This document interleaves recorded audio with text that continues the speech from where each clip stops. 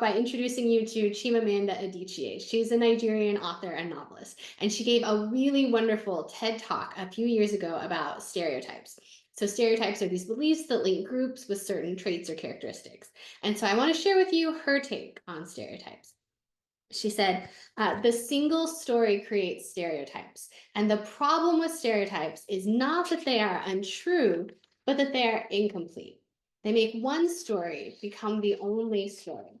So the stereotypes that I want to talk about today are stereotypes about STEM, which stands for science, technology, engineering, and math. And I want to talk about what happens when the only story that young girls hear is that STEM is not for them. And I'm going to talk about some of the research that my colleagues and I have done on how we can rewrite that story by broadening the stereotypes about who enjoys doing STEM. All right, so let's talk about the gender gaps in STEM fields. So the first thing I want to do is show you the wide variation between different STEM fields. All right, so this graph shows you the percent of bachelor's degrees in the United States that were earned by women starting in 1968 and continuing through about 2018. So the dotted black line shows you all bachelor's degrees on average. So you can see that currently women are actually earning about 58% of bachelor's degrees. They're actually more likely to be graduating from college than men are. You can also see that some STEM fields have shown really big increases in equity over time. So for example, if you look at the green line for biology, this is a really common major for students who are going to go into health fields. Or that they're pre-med. So biology has increased from about 30% women to more than 60% women. And even math and statistics, which is that gray line, is currently around 41%, which actually, if you're in that classroom, it feels pretty gender balanced. But computer science and engineering look really different. All right, so here computer science is in red and engineering is in orange. And you can see that these fields remain very unbalanced in recent years, with only maybe around 20% of bachelor's degrees being earned by women. So these are the fields that I care the most about examining in my research to get a better understanding of why these fields are so different and maybe make some changes to increase gender equity. You also might notice something kind of interesting about computer science, which is that, in the 70s, it was sort of on this track headed towards equity with chemistry and biology. But something happened in like maybe the mid 1980s that made those numbers move back down to about 20% where they are today. All right, so what happened in the United States around 1984? So this I'm going to give like a very quick history lesson of the history of computing. So back in the 1940s, 50s, and 60s, computer programming was viewed as something that needed really careful attention to detail, and that was considered to be something that women were really good at. And writing code was less interesting for men, who were actually much more interested in making the computer hardware. And then in the 1980s, personal computers started to become more common. And so some things that changed in our society were the stereotypes that we had in media and movies. So I don't know if you all are old enough to remember these movies, but in movies like Revenge of the Nerds and Weird Science, the computer nerds were nearly always these young white guys. And so these personal computers and the video games which started getting kids interested in computers started to be marketed a lot more heavily towards boys and young men. And I think we see this still even in the media today, in shows like Silicon Valley or Big Bang Theory, where our stereotypes about computer scientists really portray them as these geeky white men, sometimes Asian men as well. And so these stereotypes are actually, intersectional. They involve race and gender and ethnicity. I'm going to focus mainly on in my talk today about gender, but I think we need to pay attention to the ways that these kinds of stories shape the possibilities that young children see for themselves in these careers and in these fields. Okay, so the reason that these stereotypes matter is because they have meaningful consequences for STEM education. So women are less likely to major in computer science and engineering and less likely to enter these careers. And then Black and Latina women are particularly underrepresented in these fields. And these gender gaps can be traced back to children's motivation. So girls report lower interest and confidence in STEM fields as early as elementary school. These gender gaps in STEM and women's underrepresentation in these fields, these are really complex issues with multiple causes and many different ways for addressing them. So today in my talk, I'm going to focus mainly on stereotypes And we're going to focus on how they create barriers for girls and young women. And then we're also going to focus especially on computer science and engineering because those are the fields where the barriers are the largest. All right. So how do stereotypes create these barriers? Um, my colleagues and I have argued that these stereotypes act as sort of like a gatekeeper or a restraining barrier that hinders the development of young girls' interest in these fields. So, again, stereotypes are these beliefs that link groups with certain traits or characteristics, like the belief that girls are not good at STEM or that computer science is a field for boys. So, my colleagues and I have argued that when girls hear these messages and when they hear this story, it can start to affect their academic self perceptions. So, the way they see themselves in connection to those fields. So, they might start to believe that they won't be good at STEM or that they won't belong in fields like computer science and engineering.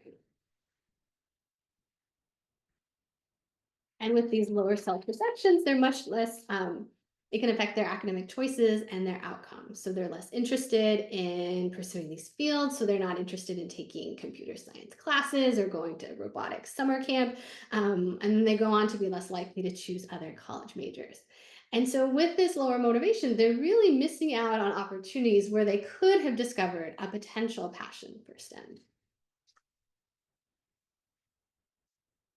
All right, so something that's particularly new and important about my work is the focus on stereotypes about who's interested in STEM. So my research shows that the kind of stereotype actually might matter a lot for students' self-perceptions. So you're probably very familiar with ability stereotypes in our society. By ability stereotypes, I mean this belief that boys are better than girls in STEM. They're just more naturally talented. They have higher ability, perform better on tests. They're just sort of more naturally talented in STEM than girls are. And I think, we worried a lot about these stereotypes, how they might impact girls' self-confidence in these fields and feed into things like stereotype threat, for example. But a lot of research has shown that girls are actually, they're doing just as well as boys in STEM classes. Girls actually earn higher grades than boys in math and science classes in K through 12, and even in college. And so, really, a lot of people started to discount the stereotype as an explanation for these gender gaps. So, what if it's the ability stereotypes that aren't really the problem? There's this other common type of stereotype that we haven't talked as much about, and these are the stereotypes about who's interested in STEM. So, by interest stereotypes, I mean this idea that boys are more interested in STEM and excited about STEM than girls are. They just tend to enjoy and gravitate towards and like STEM activities more than girls do.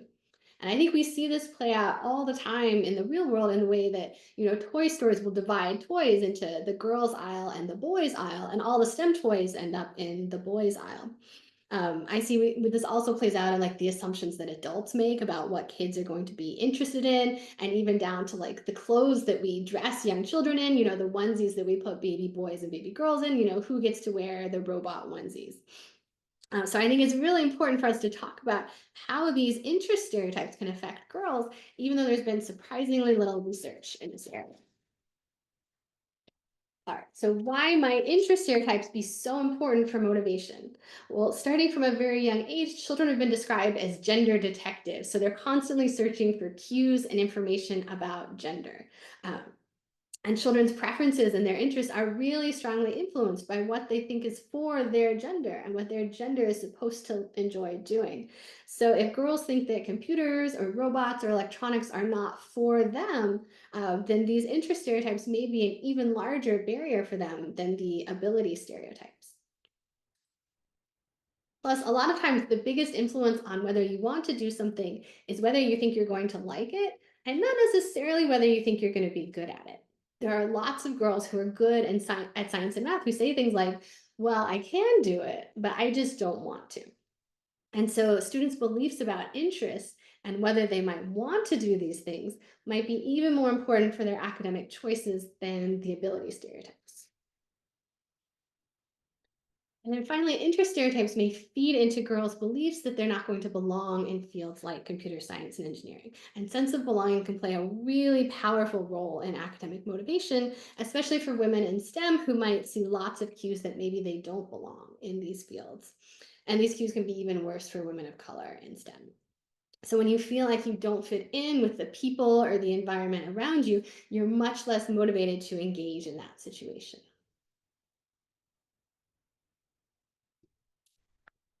All right, so in the first part of my talk today, I'm going to focus on these interest stereotypes. We'll look at how widespread they are and how strongly they predict girls' lower motivation in fields like computer science and engineering in comparison to the ability stereotypes. Then in the second part of my talk, we're going to turn to some of my experimental lab studies showing the causal effects of these interest stereotypes and how they can create gender gaps that might not otherwise exist. And then finally, we're going to dig into why computer science and engineering might be so different from math and science. And we're going to look at whether children's stereotypes differ across these fields in ways that also predict that are linked to their motivation and participation. So I hope that, by the end of all this, I'm going to have convinced you that it's really important for us to be countering these stereotypes starting from a very early age in order to promote greater equity in STEM. All right, so my first study looked at how both the interest and the ability stereotypes were related to girls' interest in computer science and engineering. So these are findings that we published in 2021 in Proceedings of the National Academy of Sciences. And in that paper, we also reported findings from another sample of 700 students, but I'm just going to focus on this study today for the sake of time. So we pre-registered our hypotheses and our analysis plan on the Open Science Framework. And then we ran this study with about 1,500 students in grades 1 through 12 who reported on their stereotypes and motivation in computer science and engineering. And so all the results I'm about to describe supported our pre-registration. This was a pretty diverse school district, especially in terms of race and ethnicity. A little bit less maybe in terms of socioeconomic status. And also, before I get to the measures, I also want to acknowledge that I talk about gender in very binary terms throughout this talk about girls and boys.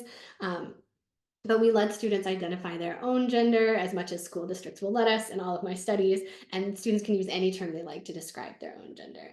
So, so far we've been excluding students who don't identify as girls or as boys from analyses, but I'm hoping to find a collaborator someday now that we have sort of a larger sample of non-binary students and look at their responses at some point in the future.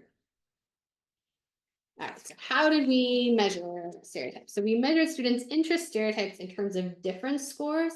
So first, they rated how much they think most boys like engineering or computer coding, and then they rated how much they thought most girls liked engineering or computer coding, and then we took a difference score between those two.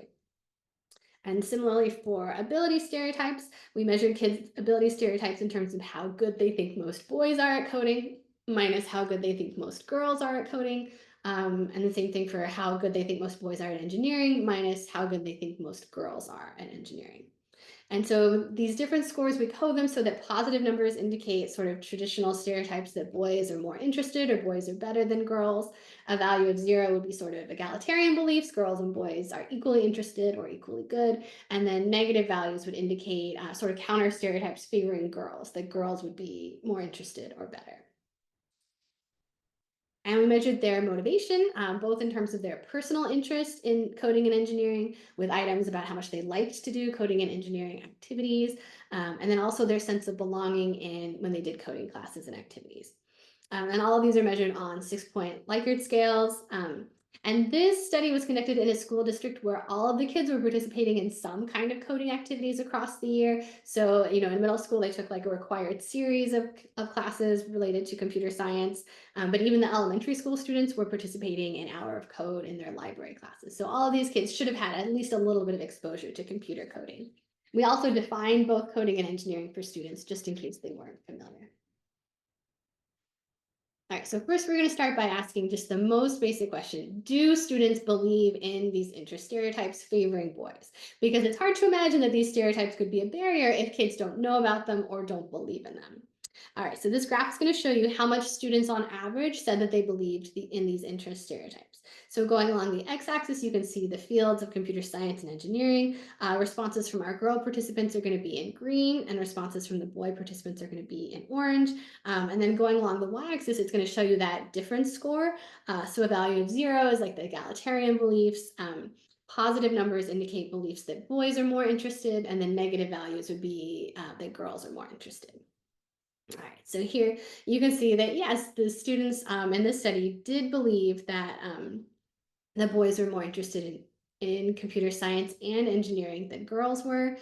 So you might notice that the orange bars are a little bit higher. So boys believe these stereotypes a little bit more strongly than girls. But the really important thing is that all of these bars are significantly above zero. So on average, all in general, all of these kids really did believe that boys were more interested than girls in computer science and engineering. And next, I want to show you how widespread these beliefs are among students from different racial and ethnic backgrounds. So this is going to show you, again, students' interest stereotypes about just computer science. And I plotted students by their racial and ethnic group going along the x-axis. And this is important because the intersectionality between your gender and your racial or ethnic group actually can matter a lot in terms of STEM stereotypes. So for example, there's some research that on average, Black students are less likely to endorse gender stereotypes than white students, maybe because Black women are actually more likely to earn STEM degrees than Black men are. But you can see that students from all of these different racial and ethnic backgrounds believed in these interest stereotypes about computer science that favored boys. So Black, Asian, Latina, and white girls and boys all believed in these stereotypes that boys are more interested than girls in computer science. And same thing for engineering. We saw really, really widespread and common belief in these stereotypes. All right, so now let's look at how much students believe those stereotypes based on grade level, because, first through 12th grade, that is a really, really wide age span. And so you might be wondering, how much do students believe in these stereotypes at different ages? All right, so for these graphs, I've collapsed across gender to make them a little bit easier to read. And I'm going to show you the graphs for both computer science and engineering here on this same slide, so you can actually directly compare them. So here, going along the x-axis, we have students' grade level from first grade all the way through 12th grade. And then again, I'm going to show you interest stereotypes in the darker line, in the dark blue line, and then ability stereotypes are going to be the lighter line. And then again, the y-axis reflects the stereotype difference score. So positive values, stereotypes that favor boys, negative values, stereotypes that favor girls. All right, so here are their computer science stereotypes. And the main thing I want you to notice is that the dark blue line for interest stereotypes is generally higher than the light blue line for the ability stereotypes. So students are generally even more likely to believe in these stereotypes about interest than they are to believe in the stereotypes about ability. And this is especially true as students reach middle school and high school in grades 6 through 12.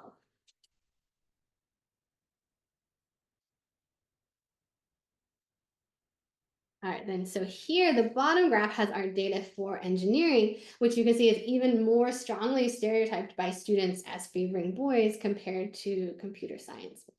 And especially when you look at students in the younger grades. But just, again, that darker line for the interest stereotypes is again higher than the light line for ability stereotypes. So I'm happy for us to talk more about that at the end, about maybe why it's more widespread or maybe just more socially acceptable for students to believe in these interest stereotypes. And then the next thing I want to draw your attention to is how early students start to believe in these stereotypes. So across multiple studies, we found that students start to believe these interest stereotypes about computer science on average pretty early, by third grade, around age 8. And they begin to believe these stereotypes about engineering even earlier, around first grade, age 6, basically as early as we've asked kids about their stereotypes about engineering, those stereotypes favor boys. So these gender stereotypes about interests emerge really early, and they get maybe even a little bit stronger as students get older. All right. So this has all just been to show you that students do believe in these stereotypes about interests, and they believe that boys are more interested than girls in these fields. So now let's see whether those stereotypes are related to students' own motivations. All right. So we put the interest stereotypes and the ability stereotypes into a regression, predicting students' own personal interest in computer science and engineering. So what I'm going to show you here is the regression lines. All right, so this time I have stereotypes going along the bottom of the x-axis, from stereotypes favoring girls to egalitarian to stereotypes favoring boys.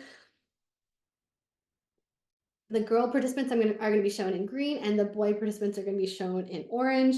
Again, the stereotypes are going to be shown in the darker colors, dark green, dark orange, and then the ability stereotypes are going to be the lighter colors, light green and light orange. And this time the y-axis is students' own personal interests. So how much are they themselves interested in computer science? All right, so a couple of key questions that we're looking at here. Do these stereotypes predict students' own interest in these fields?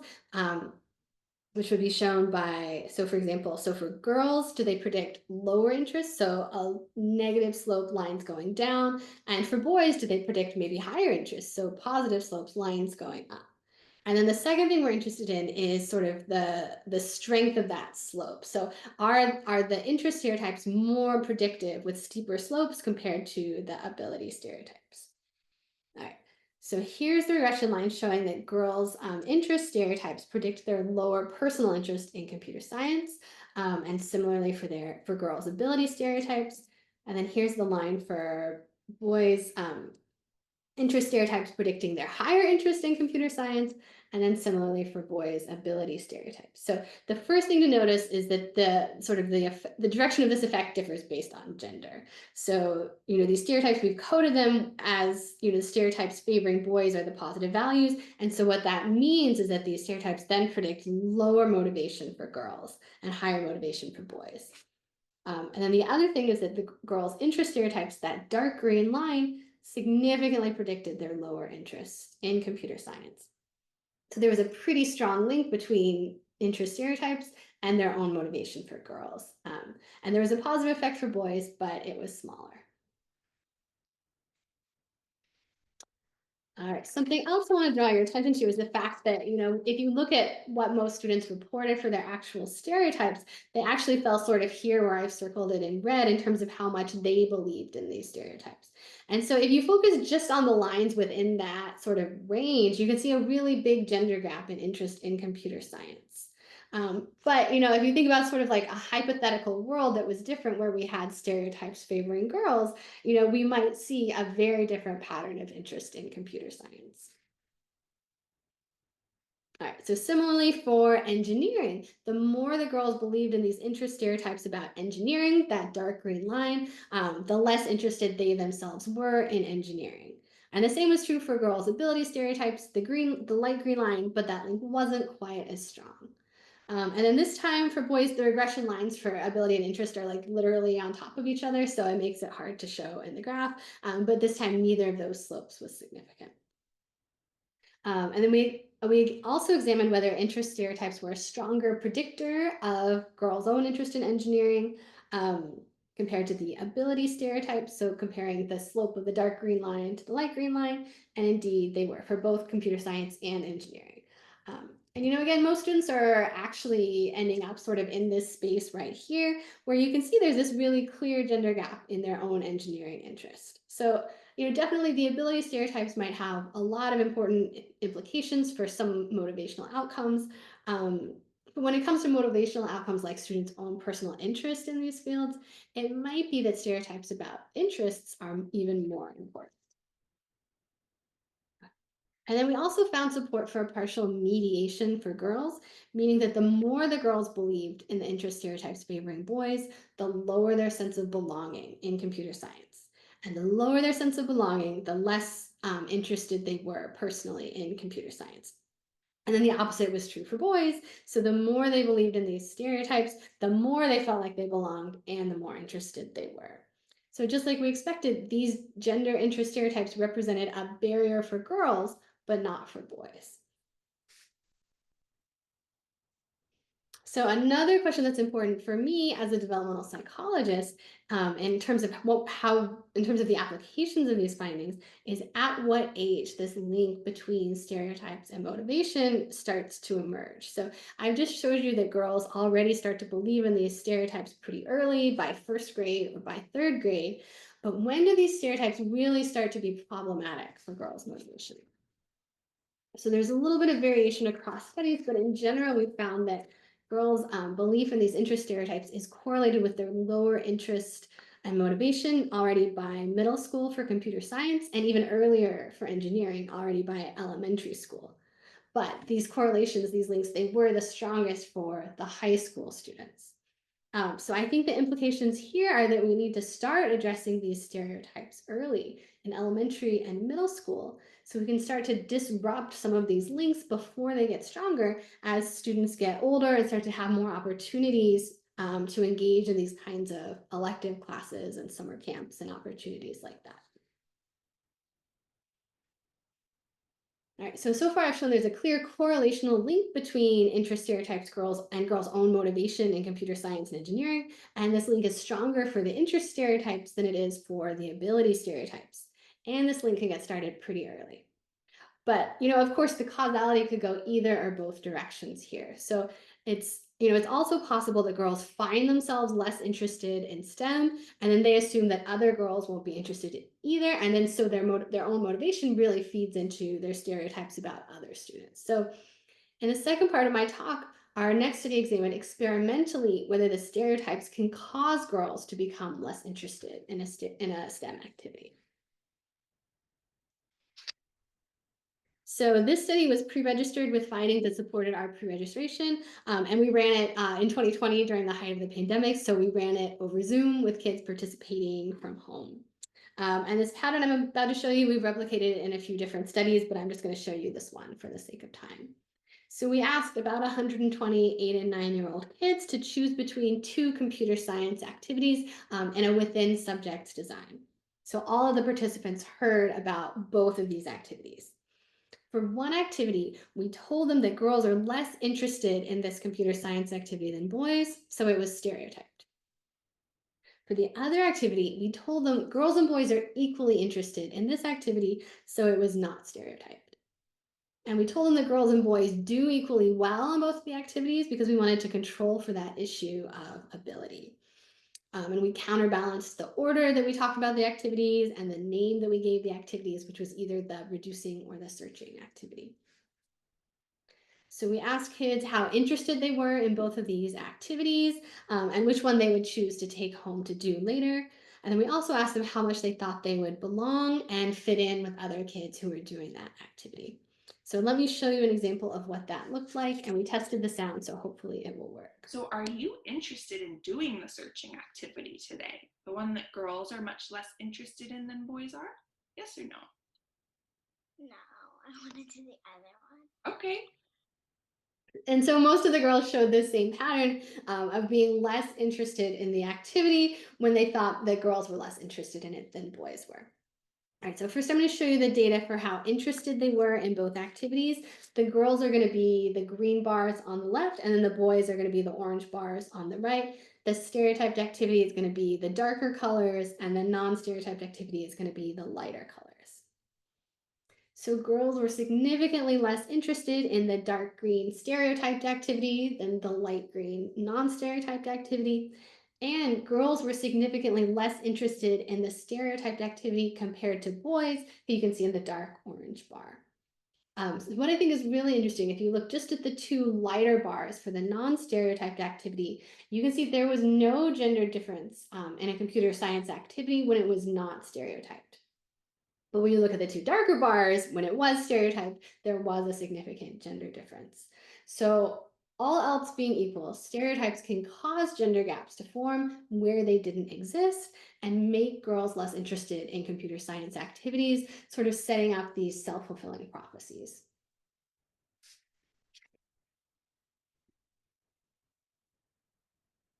And then this is the data for which of the two activities they chose to do later. And girls were significantly more likely to choose the non-stereotyped activity to do later. 65% of them chose the non-stereotyped activity, with only about a third of girls choosing the stereotyped activity. And boys were completely at chance. They showed no preference between the two activities. And then again, we found that this gender gap in interest was mediated by girls' lower sense of belonging for that stereotyped activity. Their belief that they wouldn't fit in with other kids who were doing that activity. But this was not the case for boys. So like I suggested at the start of my talk, when there are these stereotypes favoring boys associated with a STEM activity, those stereotypes can have a negative impact on girls' self-perceptions, in this case, their sense of belonging for that activity. And then in turn, that can affect their academic outcomes, in this case, their interest in that activity and their choice to pursue it.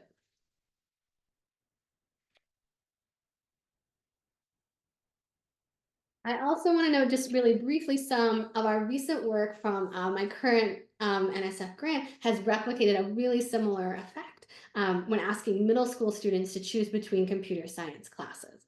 So we ran this study with about 200 eighth grade students, and we found a really similar overall pattern.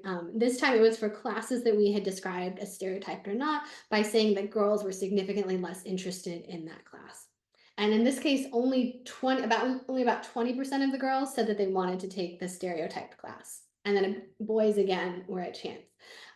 So these stereotypes, they affect girls' interest and choices in things like computer science activities and classes, and probably also other opportunities like after school clubs and summer camps and things like that too. All right, so far I hope I've convinced you that these interest stereotypes are really meaningful because they predict girls' lower STEM motivation, and they have a causal effect on girls' lower interest and participation in STEM. So now we're going to dig into why women's representation in computer science and engineering is so different from math and science, and look at whether children's stereotypes also differ across these fields that are linked in ways that are linked to their motivation and participation.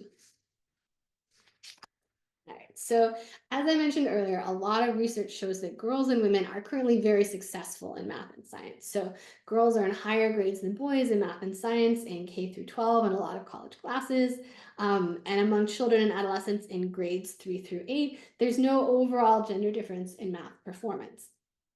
And in terms of stereotypes, there's even some evidence with nationally representative samples looking at adolescents' ability stereotypes, which suggests that this success is really starting to be reflected in adolescent stereotypes about math, because for a lot of these adolescents, their stereotypes may actually favor girls in math. So we wanted to know whether gender stereotypes about both interest and ability might differ across math. They might sort of diverge between math and science on one hand and computer science and engineering on the other, like that, and just like my fancy animation. All right, and so because we care about the power of students' beliefs to affect their outcomes, we wanted to know whether that divergence in stereotypes would also predict a gender divergence in motivation to enter these fields, with gender gaps much larger in computer science and engineering. So for this study, participants were about 1,200 students in grades 6 through 8, so just middle school and high school. We've also replicated this pattern of results with the same data set as study 1, but I'm just going to show you this sample for the sake of time. And again, we pre-registered sample size, hypotheses, and analysis plan. And for this study, about half the students told us that they had experience with computer science and engineering, mostly through IT classes or Project Lead the Way, which is a STEM curriculum. And we collected this data in partnership with the former Character Lab Research Network, which was a really great organization that connected researchers and scientists across the country, and with school districts as research partners. Okay, so first I'm going to show you whether there are gender gaps in students' motivation, in this case, their personal interest in these fields, and how much they feel like they belong in these classes and activities. And we had participants rate their interest in belonging in 5 fields. So first we had them rate language arts. So we had a non-STEM comparison where the stereotypes might favor girls, and then also for math, science, computer science, and engineering. And the order of these fields was randomized across participants, but each participant saw the fields in the same order. All right, so this is going to show you, again, the middle school and high school students' personal interest in each of these fields, with fields going along the bottom of the x-axis, and then the y-axis is their personal interest in these fields. So 1 is really not interested, and 6 is really interested. Boys are the orange squares, girls are the green dots. All right. So first, you can see girls reported higher interest than boys in language arts. There was a small gender difference in math, with boys a little bit more interested than girls. There was no gender difference in interest in science, which actually was the highest rated of all of these fields for both girls and boys. So they all liked science the most. And then here you can see computer science and engineering, where there was a big gender difference, with boys a lot more interested than girls in both computer science and engineering.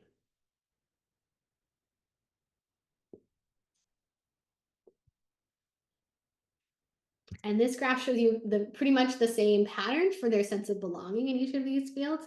And I promise I did include the error bars on this graph. They're just too small to see based on the size of my dots. So girls feel a little more belonging than boys in language arts. Boys feel a little more belonging than girls in math. There was no difference for science. And then boys felt a lot more belonging than girls in computer science and engineering. And what I think is kind of interesting here too is if you look at the green dots for computer science and engineering, girls are sort of in the middle of our 6-point scale, like they're kind of around 3.5. Like they're not sure whether they belong or not in these fields. And I think these patterns map pretty well onto what I showed you in that graph at the start of my talk for women's representation in college majors, that women are more likely to participate in math and especially science fields like biology than they are to participate in computer science or engineering. All right, so based on my talk so far, you might expect to see a pretty similar pattern in their stereotypes. And so what we're especially interested in is whether the stereotypes diverge, with computer science and engineering strongly favoring boys, but maybe math and science stereotypes being more neutral or maybe even favoring girls. So we measured stereotypes very similarly to the first study, with this different score between how much most boys like each of these subjects minus how much do you think most girls like this subject. And then same for ability stereotypes, different score between how good they think most boys are at this subject minus how good they think most girls are at this subject. All right, so we're going to start with the data from their interest stereotypes. So again, we have the 5 fields going along the x-axis, and positive numbers represent beliefs that boys are more interested. Negative numbers represent beliefs that girls are more interested. All right, so first, unsurprisingly, students in grades 6 through 12 have pretty strong stereotypes favoring girls' interest in language arts. Next, you can see their math interest stereotypes actually slightly favored girls. A little bit, boys are a little more likely to. And their science stereotypes, again, slightly favored girls, this time especially from our girl participants. And then here are computer science and engineering. It should come to no surprise to you at this point that everybody's stereotypes really strongly favored boys for both computer science and engineering. But what I really want you to look at here is just how differently they perceive math and science compared to computer science and engineering. That their stereotypes are just, not just quantitatively different, but really there's something very different in how they perceive girls and boys' interest in these fields. All right, here's the same type of graph again, but this time it's their ability stereotypes, so who's better at each of these fields, and it is a very similar pattern. So for language arts, they all think that girls are a lot better than boys at language arts. They think that girls are a little better than boys at both math and science. And for computer science and engineering, they all think that boys are better than girls at these fields. So, but again, when we look at their stereotypes, we see this pretty strong divergence between their math and science stereotypes, which are sort of generally favoring girls, and their computer science and engineering stereotypes, which are really strongly favoring boys. And again, we found that stereotypes and motivation were linked. So across fields, the divergence in stereotypes matched the divergence in motivation. So we saw the largest gender gaps in motivation where the fields were most strongly stereotyped, especially computer science and engineering, and then to a lesser extent, language arts. And this also was the case for individuals. So for individual girls, the more their stereotypes diverged between math and science and computer science and engineering, the larger the difference in their motivation for those pairs of fields as well. So the more, if you look at just sort of these individual correlations, the more that girls reported stereotypes favoring boys for computer science and engineering, the lower their motivation to pursue those fields. Also, conversely, and really interestingly for the boys, the more that boys had stereotypes that favored girls for language arts and math and science, the less interested boys were in those fields. So the same kind of pattern, it just differed depending on whether the stereotypes favored their in-group or out-group.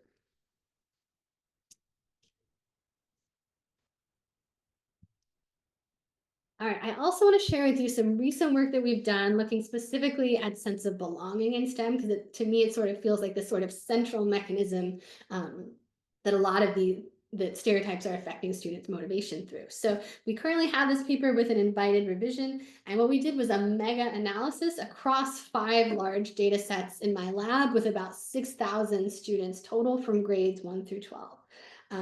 So first, this is their sense of belonging in math and science, and these are box plots. So for each of the box, that represents the 25th percentile through the 75th percentile of responses, and then the black line in the center of the box is the median response for that group. Again, boys are orange, girls are in green. And the asterisks are kind of tiny, but hopefully you can see them on your screens because they show you the grade levels for which there's a significant gender gap in belonging for this field. So you can see for math and science, there's sort of this vulnerable period for girls, maybe around grades 6 through 9, where girls' sense of belonging is a little bit lower than boys in math and in science. But elementary school is largely okay, and upper high school, grades 10 through 12, generally, again, pretty equitable feelings of belonging in math and science for girls. All right, so now let's look at computer science and engineering. Hopefully you can see this okay on your screen. So there are now very large effect sizes of gender starting in grade 6 and going all the way through 12th grade for both computer science and engineering. And you can really sort of see that, like, when you look at the orange bar and the green bar, it's like a huge shift that these distributions are really showing very, very different patterns. So I think this is further evidence that there's something very different about how girls feel about computer science and engineering compared to these other fields of math and science. And so that we really need to start supporting girls in middle school to protect them from starting to doubt whether they belong in these STEM fields. I think this also really makes the clear point that all STEM fields are not equal, and we really need to focus our attention specifically on computer science and engineering. All right, so I hope this evidence has convinced you that STEM faculty and educators should be paying more attention to these interest stereotypes. And one important direction for future research is finding ways that we can reduce the impact of these stereotypes for girls. And one obvious way is maybe we try to get rid of the stereotypes themselves, but stereotypes are notoriously difficult to change. So they're built up over many years and experiences and cues from parents and teachers and peers and media and marketing and toys. And so we're really not going to be able to change these stereotypes in one sitting. But maybe one way we can start to counter these stereotypes is to change educational policies to make sure that we're giving all children early positive experiences with computer science and engineering. Because if girls never get to experience these activities for themselves, all they have to rely on are their stereotypes. And if children never get to look around a classroom and see lots of girls having fun doing coding and playing with robots, then their interest stereotypes are never going to change. So if you're interested in that, we have a 2017 paper looking at this issue with 6-year-old children. Another way is to pay a lot of attention to the way that we communicate stereotypes through environments. So can we change computer science and engineering environments so they send a really welcoming message to girls and young women and promote a greater sense of belonging? So if you're interested in that, I have a 2016 paper with high school students. And then finally, if we want to send positive messages about girls' interest in computer science and engineering, maybe one way to do that is to emphasize how, in terms of numbers, more and more girls are becoming interested in computer science in recent years. So even though girls are still underrepresented overall in AP computer science classes, we can show them graphs like this that sort of show them that, like, the sheer numbers of girls taking AP computer science classes has skyrocketed in recent years. So I think we can focus on positive messages like this about these changing norms to help girls recognize that interests can change and the stereotypes aren't set in stone. I want to make sure I can leave some time for questions, so I'm going to move a little bit quickly, but just in terms of current directions, we have an NSF grant right now with middle school students where we're focusing on trying to get them more interested in taking computer science classes, and we found that underrepresentation is a really clear cue to interest stereotypes. We're also working to design an intervention with testimonials from real girls about what they really enjoy about computer science, and right now we're recruiting school districts in the hope that we can really sort of counter that message that girls don't enjoy computer science. I also want to point out there's many organizations out there that are doing a really terrific job at trying to counter that dangerous single story that STEM is only for boys, and they're really helping to tell a broader range of these stories. Also, I think something we don't talk about enough when we do research is what we're doing to disseminate our findings outside of academia. So I think we're really successful with this with that PNAS paper. So I want to share with you some of the ways that we disseminated that paper. So I talked about it on Good Morning America, and we wrote an op-ed about it in Scientific American. We wrote an article for The Conversation, which is a website where academics can write articles about their research for lay people, and then it got picked up by a bunch of major newspapers. We have done a lot of talks with computer science teachers, so at practitioner conferences, and we make infographics for teachers, and we've started having data parties where we bring teachers to some of our data and talk them through like what they think about it, what they notice about it. And then there's also some companies that are adapting our research to share with kids. So there's a company called Actively Learn that helped share our findings with teachers. And then we also published in the Science Journal for Kids. And so I really love this part, especially that our findings are getting shared with kids because they're the ones who are going to be out there breaking the stereotypes in the next generation. So today I've shown you how these interest stereotypes can affect girls' motivation in computer science and engineering.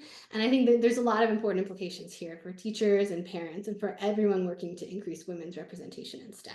So I want to encourage people to send this message that these interest stereotypes are just as important, if not maybe more important in some cases, than the ability stereotypes. So, thinking back to where we started with Chimamanda Adichie's idea of that dangerous single story, that the story that STEM is only for boys can reinforce girls' sense that they don't belong and that they won't like computer science and engineering. But we can help to rewrite this story for girls by showing them a broader image of who enjoys STEM and make them more willing to hopefully give computer science and engineering a chance. So many thanks to my collaborators, funders, our research partners, and thanks so much to all of you for having me here today. Thank you, Dr. Master, for your intriguing presentation. We now have about 10 minutes for questions and comments, and I'll monitor the chat if you have any questions, or just feel free to unmute yourself and direct your questions to our speaker. It looks like I already answered one of Gabrielle's questions, so that's great. One down.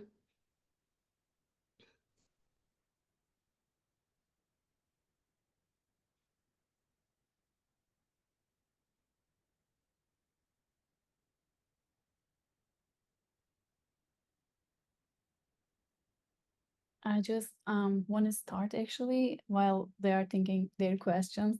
I'm sure they have, and they posted on the discussion board as well. Just feel free to ask these questions too here. But I really find intriguing, the data you share, the graphs and the empirical evidence, especially widening gap in computer science and engineering. I see the gap is lower in math and science and language arts. So when you show this data, I'm thinking two things. One thing is whether we should talk about the stereotypes, how we should talk about the stereotypes, not to perpetuate it. Is it helpful to talk about them, bringing awareness, or is it going to cause even more harm than good while we are trying to make people aware about them? So this is one thing. And the second thing is when you say these differences in STEM interest and how STEM interest actually connected to the STEM motivation, this is really big, just knowing that there is connection there. So can you say more about what contribute to this interest? Have you analyzed that, or do you have any plan to look into more nuanced experiences based on maybe gender, ethnicity as well, or family background? I think some of our questions asked that in my class discussion forum. Is there any differences that you can account when thinking about the STEM interest? How does it contribute to STEM motivation? Okay, so first question is about, does acknowledging these stereotypes sort of reinforce them? And I think that's a great question. It's something that I wrestle with as a parent because I have a daughter and a son, and I would love to get my daughter more interested in STEM, but she sort of naturally gravitates towards reading and writing and loves books. So I think we have to be careful about how we talk about them.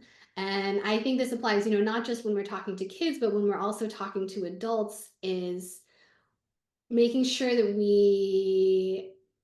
when we talk about gender differences, that we're not putting ourselves into a framework where we sort of think that there are inherent gender differences between girls and boys in STEM interests that is just fixed and intrinsic, and there's nothing we can do about it. So I think when we talk about gender differences, we need to make sure that we bring in, as part of our framework for that conversation, the ways that interest is shaped by external experiences that girls and boys have, and that there are differences in the opportunities, and sort of those opportunity gaps might be leading to these interest and motivation gaps. So something, another question that I often get, which I think is kind of related, is like, well, if girls aren't interested in STEM, why are we trying to make them interested? Like, why are we trying to force their interest to change? So I think my interpretation of my research is that it's not that girls are just naturally less interested, it's that there are all these unseen barriers that are making them less interested. And if we start to remove some of those barriers, actually we see their interest starting to change. So it's very much a function of, well, I think if we could delete the stereotypes from our society, I'm not saying that all of a sudden there would be no gender gaps in interest, but I think they would be much, much smaller. And so I think we owe it um, to kids to do everything we can to remove a lot of those barriers that are sort of, unfair and hindering interest. So your second question was sort of just more generally about like what shapes the development of interest in STEM. Um, I think that's a really great question. And to me, I'm also really interested in, like identities and how the identities that students bring with them sort of shape the possibilities that they see for themselves to belong and to succeed in STEM fields. And I think those come from a lot of different experiences and sort of the feedback that they get from other people and the recognition that they get from other people too, in terms of teachers and parents and what they get encouraged in, and things like that. So I think that's also a great question. I became really interested recently in like disciplinary identity, like seeing yourself as a math person, seeing yourself as a STEM person, like how does that develop in kids? So that it's definitely something I want to look at a lot more in my future research. Okay, so I see Rachel's question. She's home with her kids, and her second grader watched this, and he didn't realize about the STEM gender stereotypes. It's really cool to talk to him as I was presenting. Yeah, I've talked to my own. I asked them recently, like, if they knew about this, and my fifth grader hasn't realized this either. And so I think something that's also really important to keep in mind in terms of these stereotypes is like big individual variations within genders. And something, when I present like a mean and a standard deviation, it also doesn't show you that there are a lot of kids who are at 0 on my scale, that they don't have stereotypes favoring either group. And actually, depending on the stereotype, it can tend to be like 20 to 60% of kids don't actually have that gender stereotype for that field. So I think a lot of what's driving a lot of these effects in my research is sort of the kids who strongly believe in the stereotypes, but there's also this big group out there that doesn't know about them and doesn't believe in them. Um, and I think that's great. And I hope for the future that that group of kids can grow. Okay, so Grace's question, how can I, as a biological sciences major, help with getting rid of stereotypes? Oh, I'm sorry, Grace. I didn't realize it was your dead name. So how do we help to get rid of these stereotypes? So I think it's hard because we have sort of this confirmation bias to interpret things. Once we have the stereotypes, we have this confirmation bias. And so we interpret, like we ignore things that don't fit our stereotypes. We pay attention to the things that do fit our stereotypes. So we just had a paper come out this year in developmental psychology where we looked at how much kids' stereotypes changed across a year in STEM. They didn't change very much, but they changed the most in math and science, in sort of the classes that kids had the most experiences with. And I think it really sort of reflects the fact that seeing a lot of counter stereotypical examples and drawing people's attention to the counter stereotypical examples can also be really helpful. So in one of our studies, we found that there was like this group of fifth graders, and on average, they believed that girls were more interested than boys in computer science. And that can totally confuse us. We're like, that doesn't make any sense. In all of our other studies, the pattern goes the other way. So we went and talked to the teachers, and they said that what happened was they just had a really strong group of 5th grade girls that year who were just really doing really, really well in their coding class. And so the girls were, not just changing their own stereotypes, but they were changing the stereotypes of all the kids around them in that classroom. So that's one of the reasons why I think these early positive experiences are so important, because it creates so many of those examples that don't fit the stereotype, that just sort of start to outweigh it more and more over time. And so I think, everything we can do to sort of de-emphasize gender, I think those kinds of things are helpful as well. And so also, if you hear people repeating stereotypes, a strategy that I've heard that can be helpful is just to pretend you're kind of confused and be like, wait a minute, why do you think that? Because if people are forced to justify their stereotypes, they often sort of realize that they're hard to justify, and they sort of can dig themselves into holes. Oh, so Amanda's question is stereotypes about girls and boys starting from an early age. What can parents and educators do to stop these stereotypes from affecting children's choices? It's such a hard point, right? Because, I think especially when kids are young and they are in the gender detective mode, and they're also like the gender police. The girls want to wear like the pink frilly dresses, and the boys want to, do the boy things.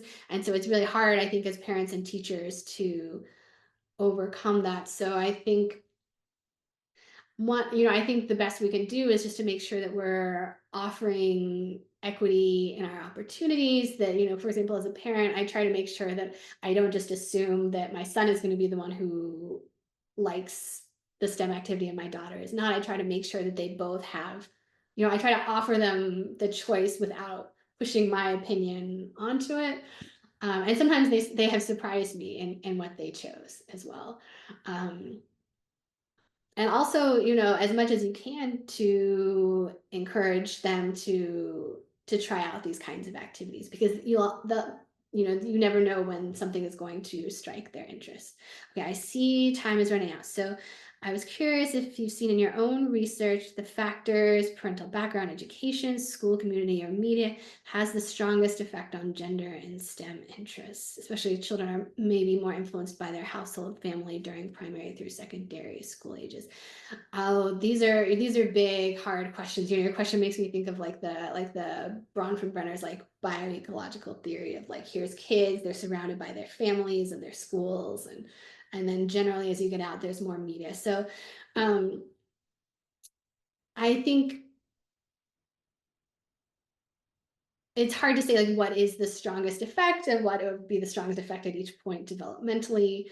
I think all of these things are really important. It's hard to untangle them. And I think also we have to remember that development is like a cyclical process, and sometimes being interested in something means you choose to do it and that makes you better at it, and being good at something means it's often more fun and more interesting for you, so then you continue to do it. So all of these things I think are really entangled, and it's hard to untangle all of these things. How do we address discussions of biological difference between the sexes when it relates to the social creation of different gender stereotypes? Yeah, I mean, in my work, I'm very much focused on gender and gender roles, and not at all about biological sex. To me, it's much more about the socialized gender roles. And that's one of the reasons why I'm really interested in non-binary kids' gender stereotypes as well, and how those relate to their STEM motivation. The research that I've come across on, like, for example, transgender kids makes me think that they are going to respond to our questions just like the cisgender kids, that if you are a transgender girl, you're going to be sensitive to the gender stereotypes about girls in ways that cisgender girls are as well. And that's based on a lot of Christina Olson's work on gender cognition among transgender kids. Okay, I know we're running out of time. Do you want me to do another question, or do you want me to wrap it up? Yeah, thank you so much, Dr. Master, for trying to answer all of our questions. So just to be mindful of everyone's time, I'll go ahead and wrap up the session. So thank you again for that wonderful presentation, and thank you all for those attending today. So have a great day and hope to see you again in the future. Thanks, everyone. Bye.